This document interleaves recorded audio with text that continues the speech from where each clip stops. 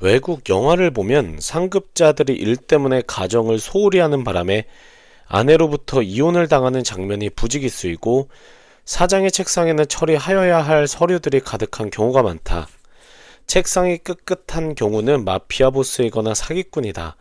한국 영화를 보면 사장이나 이사들의 책상은 대부분 깔끔하게 청소되어 있고 술 접대하러 다니다 알게 된 여자와 바람을 피우는 바람에 이혼을 당하면 당했지 절대 일 때문에 이혼을 당하지 않는다. 결코 오해하지 말라. 평생을 일 중독자로 살라는 말은 결코 아니다. 언제나 내가 직원들에게 입버릇처럼 한 말이 있다. 너희가 어젯밤 늦게까지 일하였다고 내가 고마워할 것으로 기대는 하지 말아라. 일 때문에 늦게 퇴근하는 사람일수록 뭔가 잘못되었음을 깨달아라. 너희는 방직기계 앞에 서서 실을 뽑아내는 노동자가 아니다. 머리를 써야 하는 일을 하는 사람들이다. 나는 너희가 날이 갈수록 일을 빨리 마치기를 바란다. 우리 인생의 목적이 평생 일하는 데 있는 것은 결코 아니다. 바로 그 이유 때문에 하루라도 빨리 일에 능숙해져야 한다. 처음에 8시간 걸리던 일을 6시간으로 줄이고 남은 2시간을 추가적으로 다른 일을 수행하는 과정이 반복될 때 비로소 몸값은 계속 올라가며 경제적 자유에 좀 더 가까워지게 되기 때문이다. 일을 빨리 마치려면 머릿속에 든 것이 많아야 한다. 그러므로 제발 좀 공부 좀 해라. 반복되는 일은 개선해라. 개선 없이는 일하는 시간을 줄일 수가 없다. 빨리 일을 끝낼 방법을 반드시 찾아내라. 그리고 제발 일이 끝났는데도 윗사람이 사무실에 있다고 눈치 보며 남아있지 마라. 일은 없지만 남아서 책을 읽거나 공부하는 것은 얼마든지 권장한다. 저녁은 회사에서 기꺼이 제공할 것이다. 고소득층이 일을 많이 하는 이유는 그들이 일하는 것을 즐길 뿐 아니라 자신의 경쟁자들을 이기려는 승부욕이 강하기 때문이다. 일본의 경우를 볼 때 과로사하는 사람은 주로 고소득층이 아니라 40대에서 50대의 평범한 봉급 생활자들이며 대부분은 일을 즐기지 못하고 스트레스를 받는 중산층이나 저소득층이다. 물론 당신 인생에서 직장이나 일이 그다지 중요한 것이 아니라면 일의 결과나 경쟁은 개의치 않은 채 8시간만 일하면서 느긋하게 살아도 좋다. 물론 당신은 승진도 느릴 것이고 자기 사업이나 장사를 한다고 해서 돈 벌기는 어려울 것이다. 어쩌면 당신 가족은 당신을 착하기만 하지만 무능력한 사람으로는 생각할지 모른다. 하지만 당신이 이 사회에서의 경력을 생각하고 경제적 대가를 중요하게 생각한다면 8시간 근무는 이제 잊어버려라. 8시간 근무는 당신이나 노동조합이 원하는 기준이지 당신의 성공 여부를 결정하는 세상이 원하는 기준이 아니기 때문이다. 게다가 노조 간부들 중에서 장인의 경지에 오른 사람이 있던가? 선택은 당신의 몫이지만 세상이 원하는 기준은 만만한 것이 아니다. 일을 위해 자신을 완전히 버리지 못하는 자는 회사를 버리든지 자기가 회사에서 버림을 받는다. 사장의 제왕학에서 이하라 류이치가 하는 말이다. 나는 이런 류의 책을 좋아하지 않는다. 프랑스 경제학자 랑그로아는 애덤 스미스의 보이지 않는 손을 빗대어 보이지 않는 발이라는 용어를 만들어냈다. 당신이 세상이 원하는 기준을 무시한다면 그 보이지 않는 발이 당신을 성공의 대열에서 밖으로 차버릴 것이다. 8시간 근무를 고집하면서 느긋하게 살면서도 그 보이지 않는 발에 차이지 않고 크게 성공한 사람이 이 세상에 단 한 명이라도 있다면 내 손에 장을 지지겠다. 현재 이는 지금도 그렇다. 일을 8시간을 하더라도 일과 관련된 자기 개발을 추가로 하지 않는다면 미래의 넉넉한 삶은 어려울 것이다. 세상이 원하는 기준에 맞추어 일하라. 나 하늘로 돌아가리라. 아름다운 이 세상 소풍 끝내는 날 가서 아름다웠더라고 말하리라. 라는 시, 귀천을 쓴 천상병 시인의 소원은 내 집 하나만 있었으면 이었다. 심지어 그는 누가 나에게 집을 사주지 않겠는가? 하늘을 우러러 목 터지게 외친다 하고도 했다. 그러나 1993년 그가 삶을 마감한 곳은 주인 말고도 세 가구가 있는 집이었고 14사람이 몸을 부대끼며 살던 곳이었다. 그래서 그는 가난은 내 직업이라고까지 했다. 그는 왜 가난했던가? 시를 좋아하였기에 시만 썼기 때문이다. 하지만 그는 돈을 다루는 상과 대학을 다녔던 사람이다.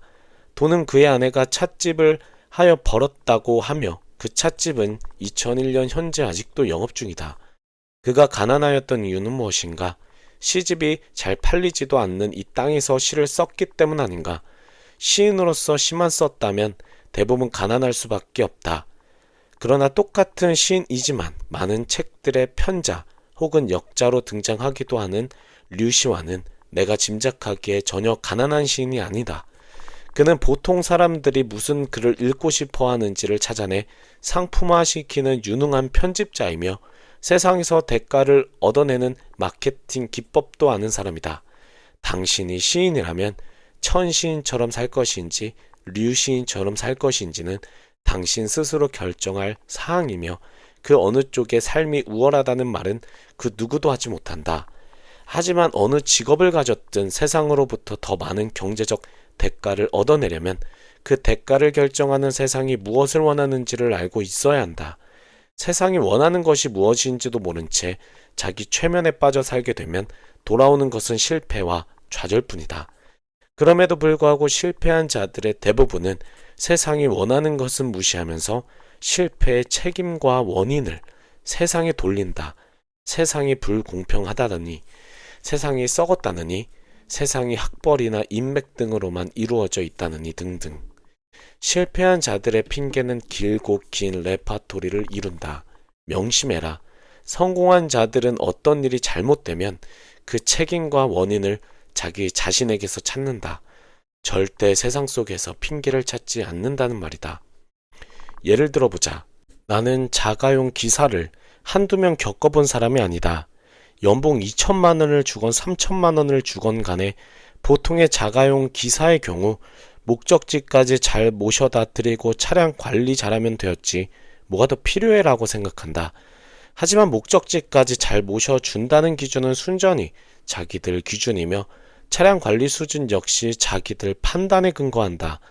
약 10수년 전 기사 한 명을 새로 채용하였다. 그 시절에 나는 언제나 신경이 날카로웠다. 보통의 직원들은 사장에게서 야단을 맞으면 얼굴이 하루 종일 굳어있다. 하지만 그는 내가 별것도 아닌 일에 불덩이같이 화를 내었어도 5분 후에는 환하게 미소를 지으며 이렇게 말했다. 사장님, 약속 장소에 가실 시간입니다. 그는 자신이 아는 길이어도 지도를 미리 보고 샛길들을 확인하였다. 그런 태도를 보고 막히면 돌아가라라는 책을 사다 주었더니 그는 너무도 좋아하였다. 대부분의 기사들은 길이 막혀 차가 꼼짝달싹 못하면 이게 내 탓이냐는 태도를 보였지만 그는 전혀 그렇지 않았다. 사장님, 저 옆 골목으로 한번 가보려고 하는데 어떻게 생각하십니까? 물론 나는 언제나 찬성이었다. 그는 오후에 비가 온다는 예보가 있음에도 오후에 비가 안 올 수도 있다고 하면서 차를 닦아놓았다. 그것도 완벽하게 닦아놓았다. 대부분의 자가용 기사들은 전혀 그렇지 않다. 그는 내가 권하는 책들을 다 읽었고 심심하다고 기사 대기실에서 화투를 치지도 않았다. 우선은 차량을 최선을 다해 관리하였고 남은 시간에는 나이 어린 직원들에게 도와줄 일이 없느냐고 묻는 사람이었다. 시키지도 않았는데 자기 돈으로 차량 정비 서적을 사서 공부하는 기사를 나는 그 이전에도 그 이후에도 만난 적이 없다. 1년 정도가 지난 후 나는 새로 기사를 구하고 대다수 임직원들의 상당한 반대에도 불구하고 그를 그 당시 연매출 400억 원대의 회사의 영업부 과장직에 앉혔다. 반대가 극심하였던 이유는 내가 왜 그를 영업부 과장직에 앉히려는지를 구체적으로 설명하지 않았기 때문이다. 그들은 그가 내게 아부를 잘해서 내가 그런 결정을 내린 것으로 오해하기도 하였지만 나는 그가 너희들하고는 일하는 근본 자세가 다르다는 말만 했을 뿐이다. 3개월 정도가 지나자 모든 거래처에서 그의 사람 됨됨이를 칭찬하는 말들이 들려왔다. 6개월 정도 지나자 더 이상 회사 내에서 그의 자질을 의심하는 사람은 없었다. 그리고 다시 1년 후 그는 사표를 들고 나를 찾아왔다. 돈을 어떻게 버는지를 알았다고 하면서 말이다.